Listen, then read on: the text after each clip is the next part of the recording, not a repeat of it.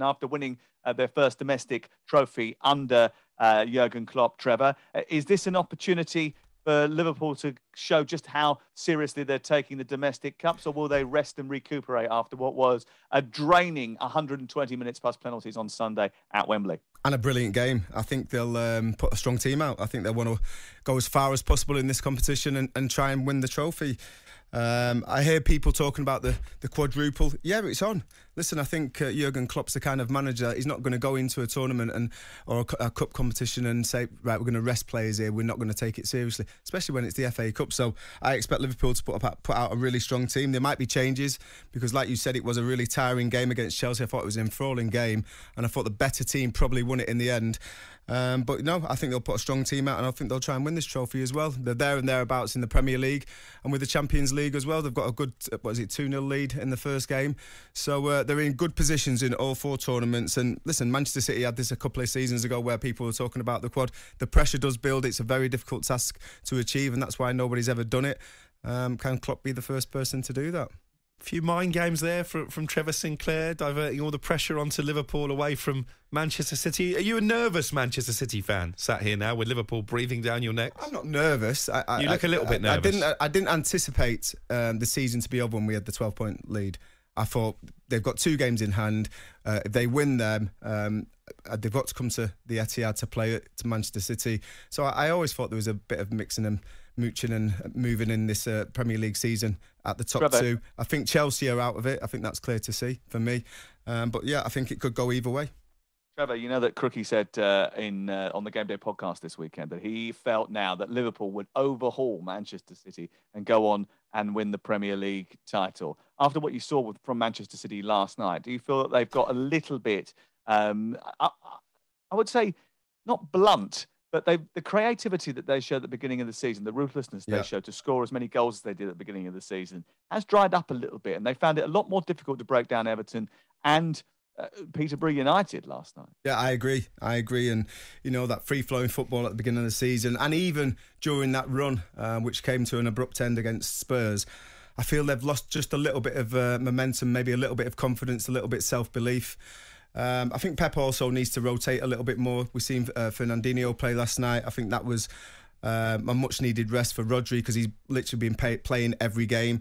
So I think he might just start to rotate a little bit more for certain games. But I do think momentum's with Liverpool. You have to admit that. You know, they've been playing some serious football. They've been getting some great results. And that win at Wembley on Sunday will give them a lot of confidence going into the rest of the fixtures. So, yeah, it's going to go down to the wire. Both great teams, both to be celebrated. And hopefully the best team will win in the end.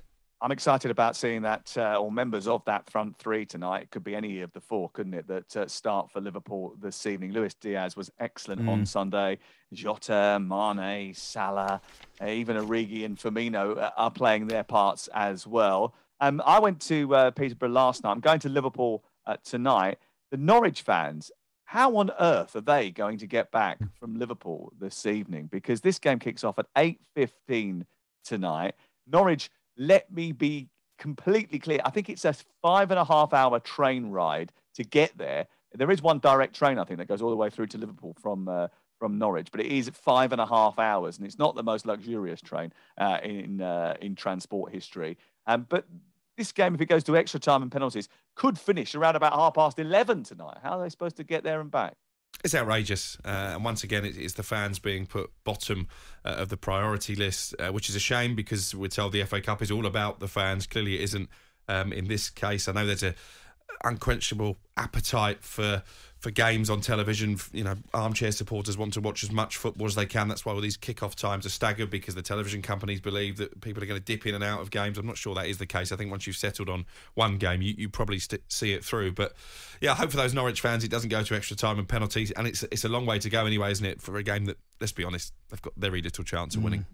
I mean, the idea that these games are in midweek, we touched on yesterday, and we know the reason for that because the calendar is so squeezed. But the police actually played a big role in the fact they weren't allowing certain games to kick off, outside the window of 7 till 8:30. I mean, it had to be within that strict window, which is why we've got so many matches that are overlapping over the course of this 3 days. But the idea that the Norwich fans have to make that journey when this is the cup competition where we see the biggest away contingent, isn't it? You know, this is where we get excited about the smaller teams against the bigger teams, because they're always backed, the away side, by a much larger proportion of the crowd than they are in league games, for example, because of the way that the tickets are sold, Trevor. Yeah, and that's what creates the atmosphere. That's what creates the memories for the fans, and not only the fans, it also creates great memories for the players.